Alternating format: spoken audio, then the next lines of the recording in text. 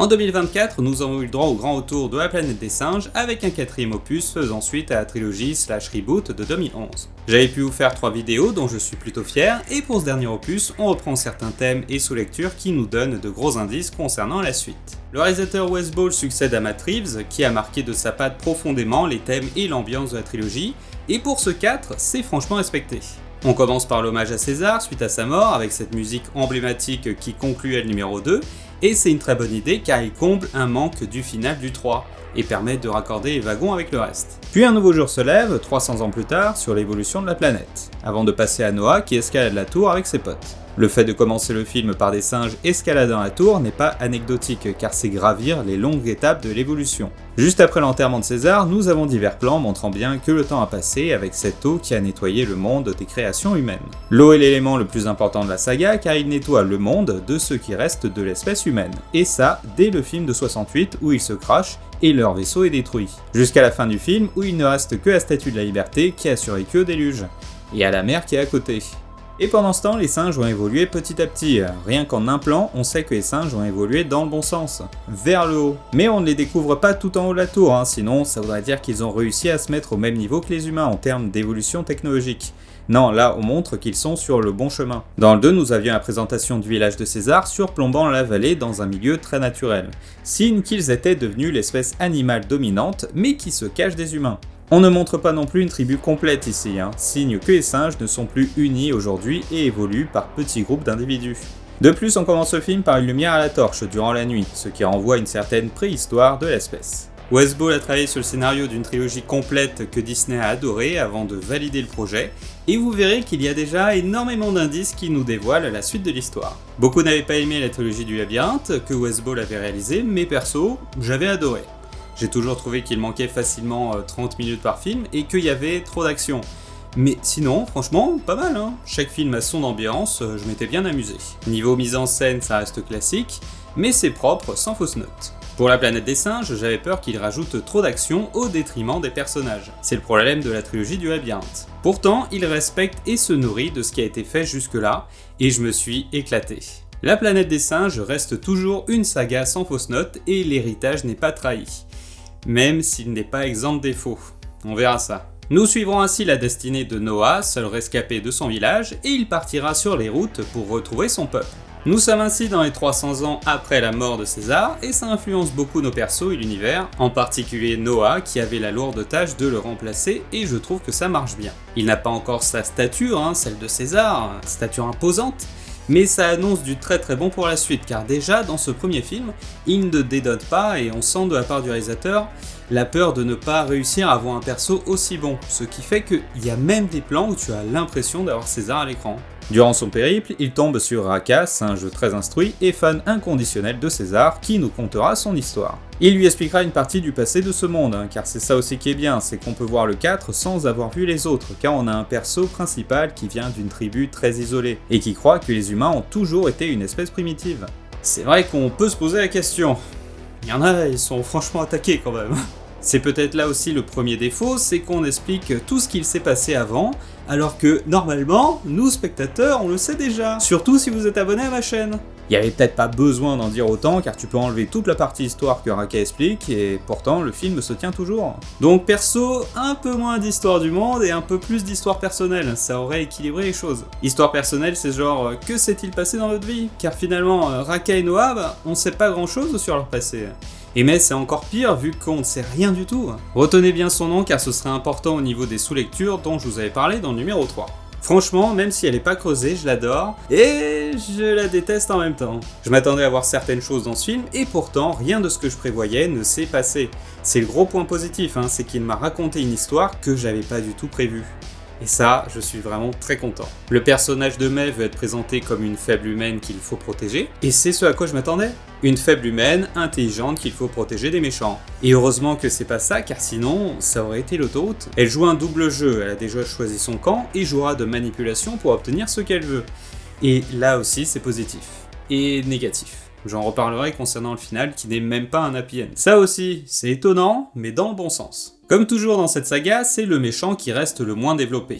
Il est bien, y a pas de problème, mais il est quasi absent du film, tout comme les enjeux qui restent très bas. Malgré qu'on est sur un film de 2h30 et qu'il y a beaucoup de choses qui se passent, eh bien le méchant doit apparaître 20 minutes en tout? Ça reste peu car on ne connaît rien de son histoire et tout ce que l'on sait c'est qu'il veut créer un royaume des singes uni face aux humains. Donc il est l'inverse de May qui elle souhaite avoir un retour au premier plan des humains.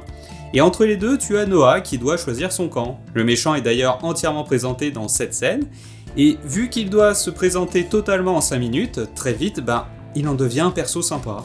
Moi j'ai trouvé cool. Et il reviendra dans le 2 à mon avis. Le film sera ainsi en 2 parties. La première sera une sorte de road trip pour ce trio que j'ai beaucoup aimé, et chacun veut assouvir sa vengeance. On passe par plein d'endroits différents, notamment un aéroport qui est une croisée des chemins pour Noah car il apprend la vérité sur le passé de son espèce. Il est le fils de celui qui élevait des aigles, donc c'est logique que ce soit celui qui voit les choses différemment avec un angle plus large. Vous verrez, j'ai pas trouvé de vrai plan analysé, mais il y a vraiment plein de sous-entendus ou de jeux de mots intéressants si tu veux pousser le film encore plus loin. Et aussi si tu veux avoir quelques petits spoils pour la suite. Exemple, je vous avais dit que la trilogie d'origine avait une saison précise par film, concernant l'histoire de l'espèce humaine. Et là, c'est toujours le cas. On se retrouve au printemps avec une végétation luxuriante, voire un peu trop, indiquant que c'est une renaissance pour l'humanité après l'hiver dans le numéro 3 qui annonçait la fin des humains. Le nom de mai n'est pas choisi par hasard, car c'est aussi le mois de mai, et donc le printemps.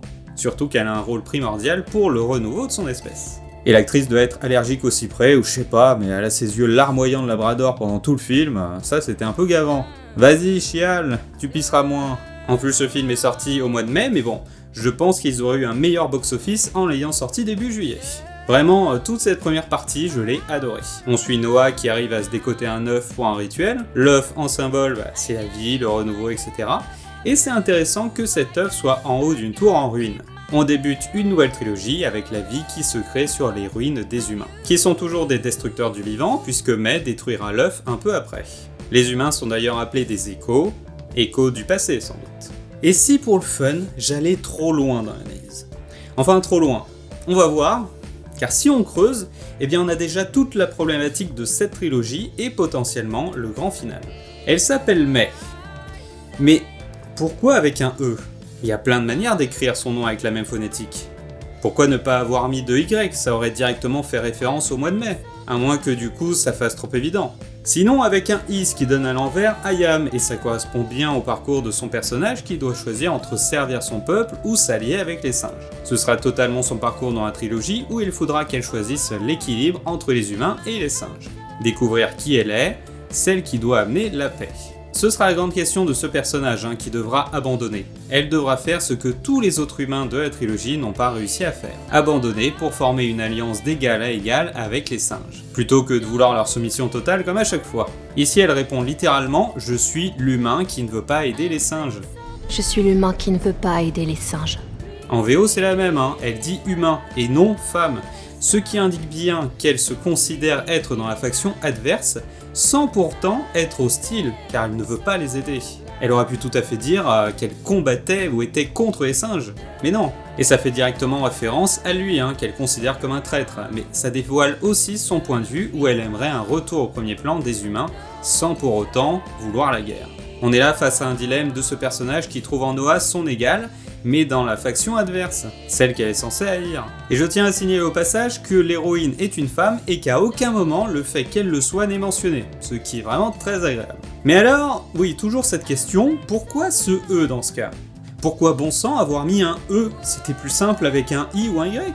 May est un personnage qui n'est pas à l'équilibre dans le film, et je suis sûr pour le reste de la trilogie. Elle est du côté des humains pour qu'ils reprennent leur planète, c'est ce qu'elle dit plusieurs fois, c'est la planète des hommes puisqu'ils étaient là avant. Pourtant avec ce statu quo, elle reste du côté des mauvais humains, destructeurs de leur environnement. Mais en même temps, elle n'arrive pas à le tuer, car elle n'arrive pas à se positionner correctement maintenant qu'elle connaît la faction adverse. Si j'ai autant creusé son prénom, c'est parce que son ancêtre principal du premier film était Nova. Nova, nouveau, et ça correspondait bien à cette femme qui serait le renouveau de l'humanité. Et elle a aussi été créée pour faire fantasmer les Américains. Lieutenant, vous pouvez déployer les voiles, et n'oubliez pas de recouvrir le grand mât. Et elle peut pas parler. La femme parfaite. Revenons à nos langoustes.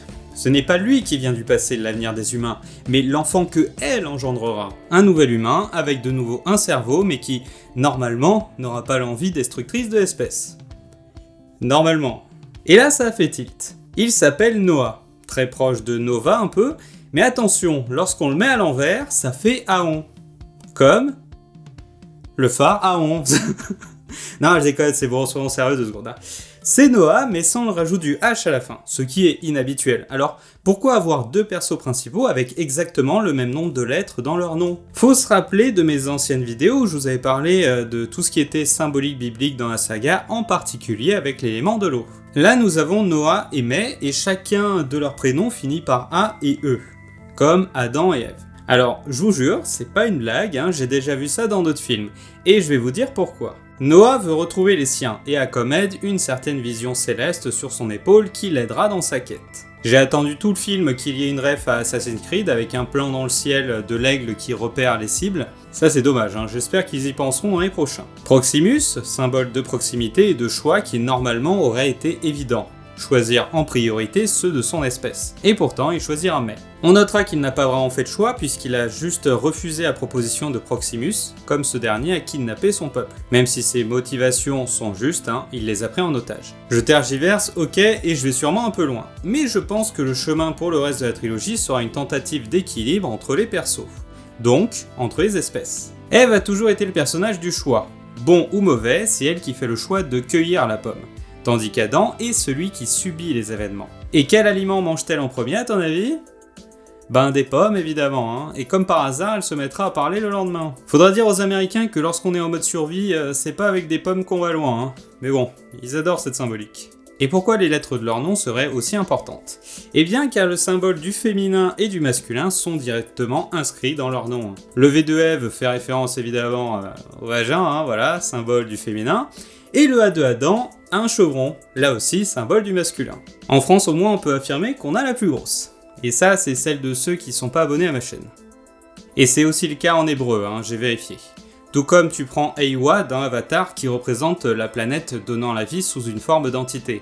Eh bien son nom est directement un dérivé du nom hébraïque d'Ève, car le nom hébraïque veut dire mère de toutes choses. Le A est également très important dans le nom Adam car c'est le premier de l'alphabet. Toujours Al, toujours numéro 1, même en hébreu car c'est le premier humain. Tout ça pour dire quoi? Voici mon hypothèse concernant la suite des événements dans les 2 prochains films. Pour le deuxième, je pense à une montée en puissance des humains et des singes, mais également des doutes de Mai. Les humains ayant été sur le vaisseau reviendront et ils redeviendront une menace, tandis que les singes pourront créer des alliances entre les différents villages. Pour ce premier, les humains manquent de puissance et il y a moyen qu'ils redeviennent une menace importante en créant une sorte de génocide à singes. Tout comme il y a grave moyen que Proximus soit de retour car il n'y a aucun plan qui montre son corps en bas. Suspicieux je suis. Dans le 3, ce serait potentiellement une guerre que devra subir Noah qui représente le futur des singes, mais il n'aura pas la possibilité de l'arrêter. Je pense que Noah est condamné à subir les événements, tandis que Mai sera de moins en moins d'accord avec les humains. Noah veut être à l'auteur de son père, notamment en maîtrisant les aigles, la vision céleste, mais également symbole de force très utilisé chez les Romains, symbole qu'il sera celui qui ralliera tous les singes. Aux États-Unis, en revanche, l'aigle était un symbole amérindien qui les considérait comme messager spirituel entre les dieux et les êtres humains. Symbole repris un peu partout, même si ce n'est pas un aigle, hein, mais un pigargue à tête blanche. Le JDG en avait parlé. Si Ève c'est le choix, Adam lui voudra toujours ressembler à son créateur et sera obéissant. Adam fut créé pour hériter de la terre et des créations de Dieu. Tout comme Noah qui voulait devenir comme son père et qui reçut les enseignements de César, qui lui apportèrent compassion ainsi qu'une vision allant au-delà de son espèce. Là, il lui donne le collier car il a compris les enseignements de César. C'est à elle de les apprendre désormais, pour qu'elle puisse faire le bon choix plus tard. Pour Ève et Mai, le parcours sera celui du choix, bon ou non, et pour Noah, ce sera celui de l'héritage, tout comme Adam. Il devra être digne de son père, mais aussi des enseignements de César, dont il devient le légataire. Ce ne sera qu'elle qui pourra stopper la guerre et conclure une alliance de paix avec Noah. Mais avant ça, il aura fallu qu'elle fasse un réel choix. Pas de choisir un camp précis, mais faire un choix adulte pour l'avenir des 2 espèces sur cette planète. Je sais que ça semble un peu tiré par les cheveux, mais la création avec Adam et Ève se retrouve dans énormément de films car c'est le symbole biblique principal qui est utilisé. Peut-être que j'aurai tort finalement, mais j'avance ma théorie et au moins je propose quelque chose. Sans parler qu'elle fait tout pour recevoir une aide venue du ciel, qui aidera l'humanité à renaître. Enfin franchement, il y a plein d'indices partout quand même. Conclusion, je pense que le thème principal de cette trilogie sera l'écologie, car il n'y aura qu'une prise de position certaine qui pourra sauver les humains. Là, ils ont de nouveau la possibilité d'apprendre de leurs erreurs. Mais pour surmonter le péril environnemental qui nous attend, il faudra une alliance des hommes et des femmes et de toutes les différences pour y arriver. God damn you all to hell! Comme je vous le disais, Eve est le perso qui fait des choix tandis qu'Adam est celui qui les subit. Quand je parle de choix adultes, je pense à cette scène où elle explique que les humains méritent de rester dominants et qui lui rappelle que c'est une époque révolue, bien avant leur naissance. Donc elle est dans le fantasme et non dans le réel. C'est ça qui est intéressant, c'est qu'au final, les deux espèces sont maintenant quasi à égalité en termes d'évolution. Les humains n'ont encore rien compris et continuent à vouloir dominer toute vie comme Sauron, et les singes ont régressé en oubliant leur attachement à la nature, puisqu'ils vont même jusqu'à créer un barrage pour rentrer dans le bunker. C'est sûrement là le point de cette nouvelle trilogie, évoluer ensemble sans vouloir dominer l'autre. Jusqu'ici, aucun humain n'a réussi à créer la paix car il prenait toujours les singes pour des êtres inférieurs. Là, la finalité sera la paix, c'est sûr. Sinon, ça sentira le réchauffer. Et il y a justement quelques passages dans le film où t'es en mode j'ai un peu déjà vu ça quand même. Et je pense que en fait c'est vraiment le cas sur notre planète aujourd'hui si on ne fait rien, c'est pas sauver la planète, c'est sauver les humains. Et je pense que sur cette trilogie, le message principal sous-jacent, ce sera ça. Passons au deuxième morceau du film, où j'ai un peu décroché à partir du moment où il débarque devant le bunker. Le film ralentit beaucoup, il y a des non-dits sur ce qui se cache dans le bunker, les enjeux retombent d'un coup car on présente le méchant qu'on n'avait pas vu jusque-là, au final il est sympa, il invite à boire du pinard. Et le dilemme de Noah de choisir son camp arrive, mais ça suffit pas. À ce moment du film, en fait, je suis tellement sûr qu'il ne va pas s'allier avec le méchant et qu'il arrivera à s'enfuir à la fin, que j'attends qu'enfin on rentre dans ce bunker. Pendant genre une bonne demi-heure du film, j'attends que ça passe car je savais ce qui allait se passer, et tout était déjà établi. Toi t'es intelligent et tu vas leur mettre à l'envers, c'est sûr. Toi tu caches un truc et à mon avis ça sent pas bon pour les singes. Et toi, je sais très bien que tu vas choisir la fille car l'autre a enfermé tout ton village. Jusqu'à ce qu'enfin on entre dans ce fichu bunker, qui est un peu décevant. On n'est pas dans The 100 ici, c'est juste abandonné depuis 300 ans. J'espérais y voir des humains. Non mais c'est vrai, c'est une ruine leur truc. Ils bug sur le livre 5 minutes, et c'est tout. Et encore une fois, moi spectateur, j'apprends un truc que je sais déjà. C'est incre, à une époque les singes étaient derrière des barreaux. C'est l'info de l'année. Tout ça pour que l'autre récupère la disquette, qu'elle aurait pu récupérer toute seule à n'importe quel moment, comme l'entrée n'est pas connue des singes. Alors pourquoi tu as fait tout le voyage avec eux ? Surtout que c'est pas ton premier bunker à ton tableau de chasse, Elle a pas l'air d'avoir besoin d'être protégée. Regardez, elle a déjà fini Pokémon bleu, jaune et rouge. C'est genre l'élément que je comprends pas alors que je l'ai vu 2 fois. Pourquoi elle les a suivis, pourquoi elle est pas allée chercher le SSD toute seule. S'ensuit ensuite l'ouverture du bunker et j'ai vraiment beaucoup aimé que le méchant avait tout prévu, au moins c'est un méchant intelligent. Qui vivra pas longtemps, certes, mais il est intelligent. Au terme de la discussion et d'un retournement de situation très tiré par les cheveux, le bunker est inondé et tout le monde meurt. Attends, reviens en arrière s'il te plaît. On est d'accord qu'elle est devant le stock d'armes, et elle choisit cette merde. Sœur, fais gaffe, ton pétard à 300 ans, ça va te péter dans les mains. Bref, là encore on retrouve l'élément de l'eau qui est là comme l'élément biblique qui nettoie le monde d'avant en anéantissant le bunker. De toute manière, il n'y avait rien à récup dessus, même le carrossier il en voulait pas. J'en profite pour passer à l'image qui est magnifique. Vous savez ce qu'est un porno pour un vidéaste ? C'est ce film. Le réalisateur a tenu à filmer le maximum en réel, et pourtant j'ai pas l'impression que ça se voit. On aura souvent des environnements retouchés au maximum, mais là où ça ne se voyait pas dans le précédent, là je trouve que ça se voit. On est quand même sur du très beau CGI, ça fait plaisir d'avoir enfin un film fini sur ce point. Tout a été supervisé par Weta Digital, société fondée pour faire les effets spéciaux du Seigneur des Anneaux, et qui ont travaillé sur Avatar 2. Il y a d'ailleurs beaucoup de technologies créées pour ce film qui sont reprises pour la planète des singes. Toute la partie haut est vraiment bien faite. Mais bon, souvent je trouve qu'on croule sous une image trop retouchée, trop fausse, notamment par l'envie du réal d'avoir une image remplie de flou avec un bokeh très important. Mais franchement, il y a des fois, il n'y a que leurs visages qui sont nets dans le plan. Souvent tu auras uniquement les singes qui sont nets par rapport à l'environnement réel, qui sera flou. Et ça donne l'impression d'une image créée entièrement par ordinateur. Même ce plan, c'est juste des cailloux, mais pourtant il a voulu avoir son bokeh très important autour. Alors oui, c'est joli, ils sont beaux tes cailloux, mais si je me demande sans arrêt si ce que je regarde est vrai ou non, il y a un problème. Dans le 2, il n'y avait pas de flou important dans l'image, ce qui fait que je ne voyais pas de différence entre les persos et leur environnement. À aucun moment je me posais la question de ce qui était vrai ou non dans l'image. Donc oui, c'est beau, mais moins de flou, ce serait mieux.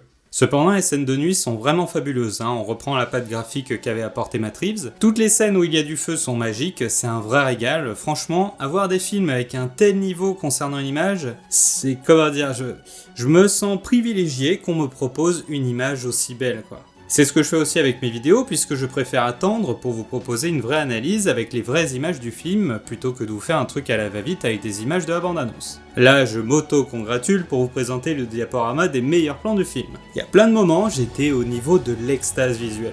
D'ailleurs, si vous souhaitez vous abonner, c'est le moment. Conclusion, j'ai bien aimé ce film pour plusieurs raisons, et la première, c'est May.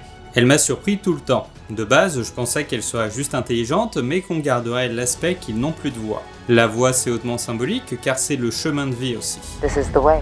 This is the way. This is the way. Ça m'a méga surpris qu'elle parle, car j'étais en train de noter « Ah bah franchement, pour une actrice, là c'est simple, on lui a dit « Tiens, prends quelques millions et t'as même pas de texte, t'auras juste à courir dans la pampa quelques semaines. » Et là, elle a crié « Noah !» Et je me suis dit « Mais what ?» Surtout que c'est très ressemblant au nom mythique de la saga, quoi. Mais surtout, je m'y attendais pas. Vraiment, ça c'était un truc, j'étais persuadé qu'elle pourrait pas parler, en fait, qu'elle serait juste intelligente. Et elle est pas toute seule aussi. C'est à chaque fois sur des détails que le film m'a surpris. On pourra noter que notre nouvelle Noah est jouée par une actrice très ressemblante à Linda Harrison, qui avait le même âge et la même taille qu'elle au moment du tournage du premier film. Ce final aussi, ce n'est pas un happy end, mais le conflit est là pour la suite. J'ai d'ailleurs beaucoup aimé qu'ils reprennent la petite ligne de scénar du 1 où ça disait qu'il y avait une navette. J'ai beaucoup aimé Raka et je n'ai pas compris son utilité, car on concentre une partie du film sur lui et il nous conte l'histoire de César, que l'on connaît déjà. Et puis il meurt. À quoi m'as-tu servi, toi, perso que j'adorais ? Je n'ai rien appris sur toi ou sur ton histoire, hormis que tu transmets le talisman à Noah, ce qui sera important pour la suite. Mais maintenant que tu es mort, Raka, je trouve que tu fais beaucoup perso-outil qui est là pour remplir le scénar. J'avais le plus d'appréhension pour Noah car passer derrière César était compliqué. Mais on garde un perso qui veut lui aussi préserver la vie dans un monde où les singes ont oublié l'héritage des humains, sur toutes leurs erreurs. Je vois pas trop l'utilité de l'aigle, surtout à la fin, où il est utilisé uniquement contre le méchant. J'ai pas trouvé ça satisfaisant que ça se finisse comme ça. Tu le sens que le film il est conscient que le vrai enjeu c'est le bras de fer entre Noah et May. Sauf que ça pourra commencer que dans le film suivant, donc il fallait mettre un méchant un peu random ici. À voir s'il revient, moi j'aimerais bien. Niveau couleur c'est pas compliqué puisque les gentils auront des tenues bleues et les méchants des drapeaux rouges. On remarquera que le disque de décryptage est lui aussi rouge, signe que les problèmes arrivent.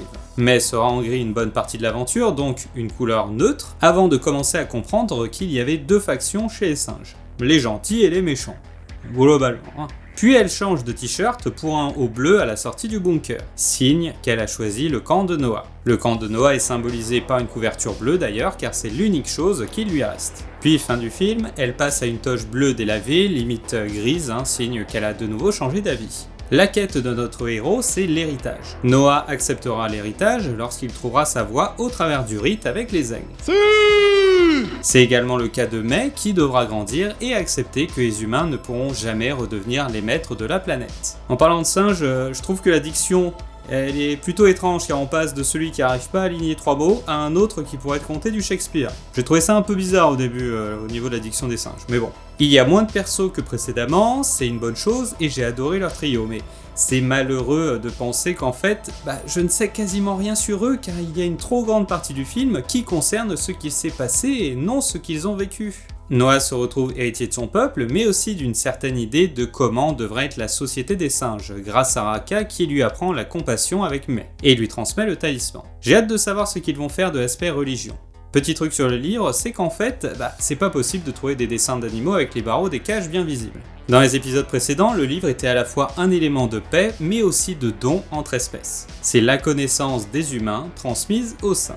Ici, May expliquera que dans ce bunker, il y a un livre qui permettra de rendre leur voix aux humains. Pas leur apprendre des choses, leur rendre leur voix. Donc, leur avenir. This is the way. This is the way.